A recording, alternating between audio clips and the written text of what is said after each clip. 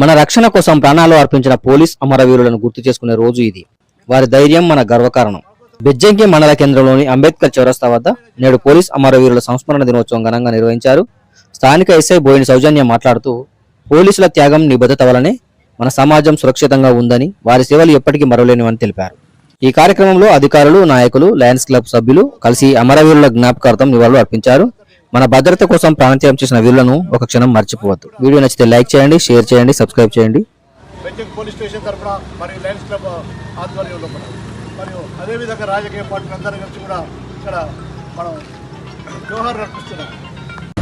Lions club of Bejjanki ఆధ్వర్యంలో నిర్వహిస్తున్నటువంటి కొవ్వొత్తుల ర్యాలీకి ముఖ్య అతిథిగా విచ్చేసినటువంటి మన స్థానిక ఎస్ఐ సౌజన్య గారికి, ఏఎస్ఐ ఉదయ గారికి, మరియు చంద్రరావు గారికి, వివిధ రాజకీయ పార్టీ నాయకులకు, మరి నాతోటి లయన్స్ క్లబ్ మిత్రులందరికీ ధన్యవాదాలు తెలియజేస్తున్నాను. నిజంగా పోలీసుల యొక్క సేవలు చిరస్మరణీయంగా నిలుస్తాయి.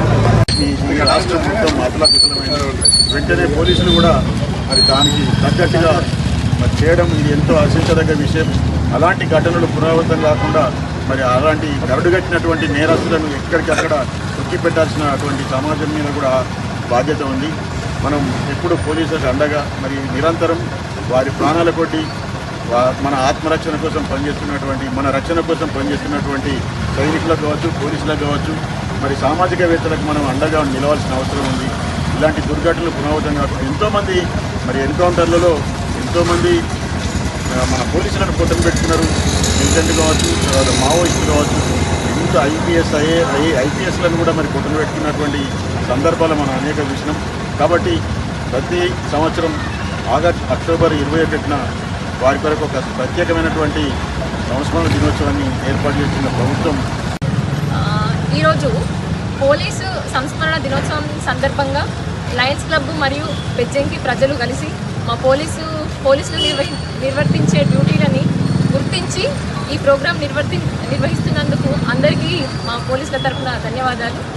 అండ్ ఈ రోజుని 1959లో చైనా బార్డర్లో సిఆర్పిఎఫ్ జవాన్లు గస్తీ కాస్తుండగా ఒక అటాక్ జరిగి వాళ్ళు ప్రాణాలను కోల్పోవడం జరిగింది.